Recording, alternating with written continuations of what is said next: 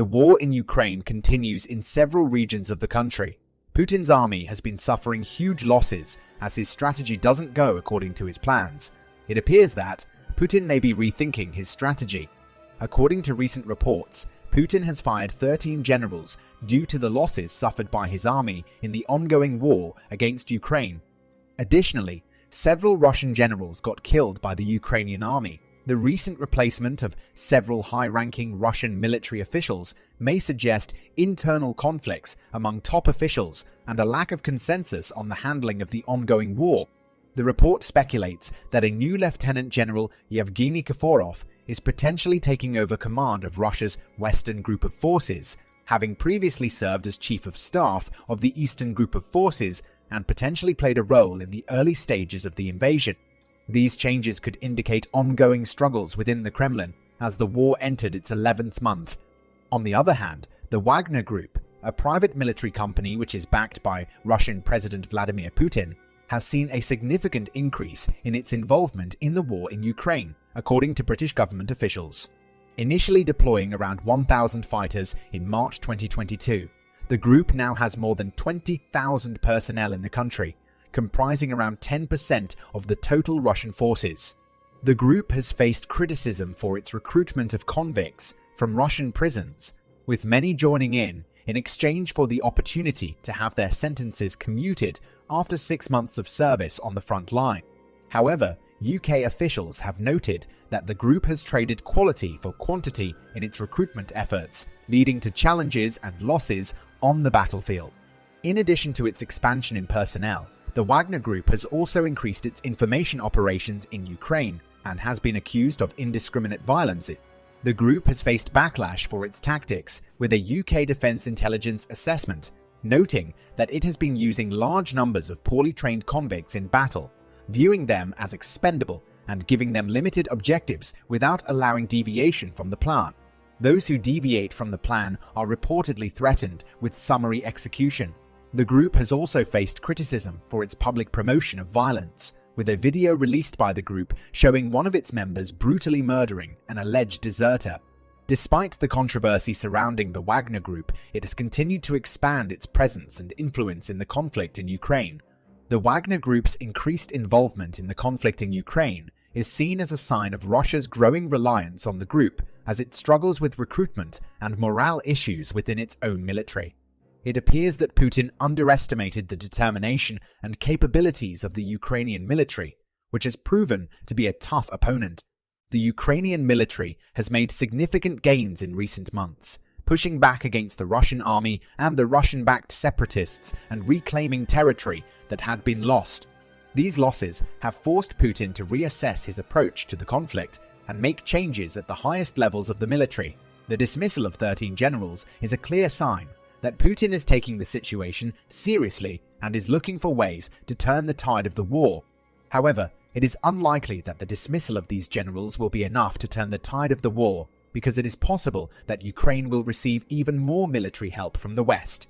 Regarding this issue, the Speaker of the European Parliament, Roberta Metsola, has called for the European Union to accelerate the process of Ukraine joining the bloc and to provide the country with tanks. Kyiv has long requested the delivery of German-designed Leopard 2 tanks, which are in the possession of various EU member states and non-member countries, but Berlin hadn't agreed to such a transfer. The tanks could be purchased using the European Peace Facility, an EU fund that has released $2.5 billion for Ukraine's military purchases. Several EU countries were concerned that major donations from their arsenals could compromise their own defense capabilities.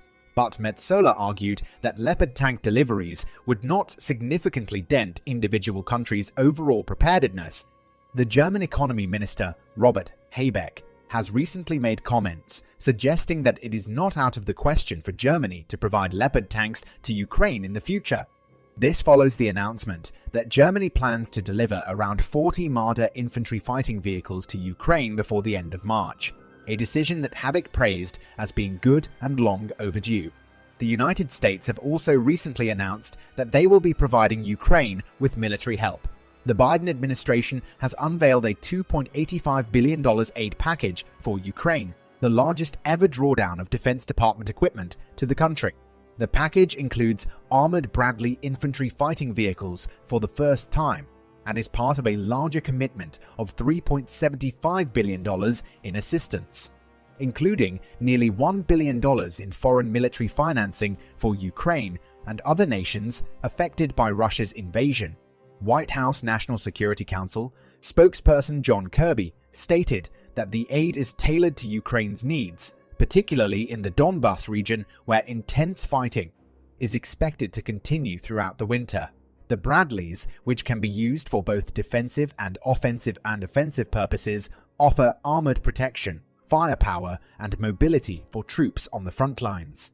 The decision to supply Ukraine with Western armored vehicles is significant, as both the US and Germany have previously been hesitant to do so due to concerns that it could be seen as escalatory by Russia. However, the conflict in Ukraine, which has been ongoing for nearly 11 months, has made it increasingly necessary for Ukraine to receive additional military support in order to defend itself against Russian aggression. In addition to the infantry fighting vehicles, Germany will also be providing Ukraine with a Patriot air defense system. In addition to the one promised by the US last month, both countries will also be training the Ukrainian military on the use of the Marders and Bradleys. It is not yet clear how many of each type of vehicle will be supplied. The decision to provide Ukraine with military support has been met with mixed reactions. Some have praised the move as being necessary in order to protect Ukraine's sovereignty and defend against Russian aggression. Others, however, have expressed concerns that it could lead to further escalation of the conflict. In addition to the support being provided by the US and Germany, the UK is also reportedly considering supplying Ukraine with Challenger 2 tanks. It is not yet clear whether this decision will be approved by the UK government, but if it is, it would be the first time that the UK has provided Ukraine with powerful Western tanks. On the other hand, France will be sending tanks to Ukraine as part of an effort to expand its military aid to the country, according to a statement from the French presidency.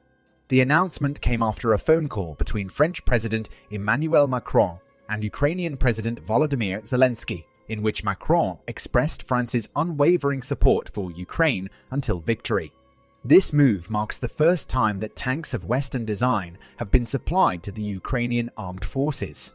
The two countries will reportedly soon be exchanging information on the number and delivery details of the tanks. These tanks, which were first put into service in the 1980s, have previously been used in conflicts such as the Gulf War and Kosovo. France has also previously provided Ukraine with rocket launchers and Krotal missile battery. As it looks now, Ukraine won't have to be worried about weapons and tanks, at least for the near future. We also know that the morale of the Ukrainian army is much higher than the Russian army, because most of the Russian soldiers didn't even know in the beginning of the war what the real purpose of the military operation was, and now they have been fighting in Ukraine for almost a year. This also caused a lot of Russian soldiers to surrender to Ukrainian forces. For now, it looks like the outcome of the war won't make Putin happy. We will keep you updated on the newest developments. Please like and subscribe to support our channel. Thanks for watching.